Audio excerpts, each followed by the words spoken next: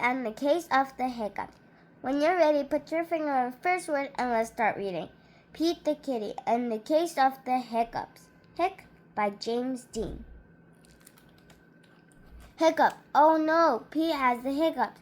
Hic, hic, hic, hiccup, hiccup. How do you stop the hiccups? Pete asks Grumpy Toad. How do you stop my hiccups? I know, says Grumpy Toad. You stand on one foot. Pete stands on one foot.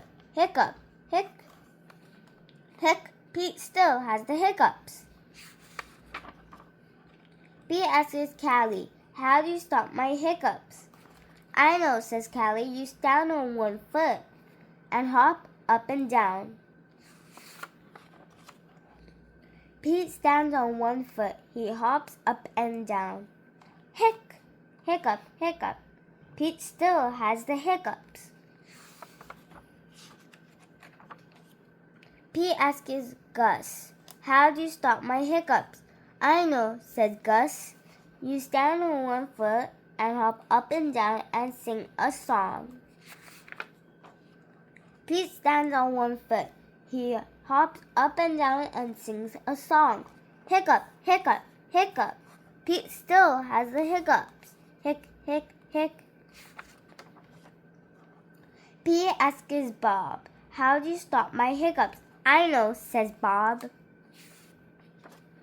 You stand on one foot and you hop up and down and sing a song and rub your belly, said Bob. Pete does it. Hiccup! Nothing is working. Pete still has the hiccups. Hic. Go ask Mom, says Bob. Pete asks his mom, how do you stop my hiccups? I know, says Mom. You take a deep breath. Pete takes a deep breath. Hold your breath and blow it out, says Mom.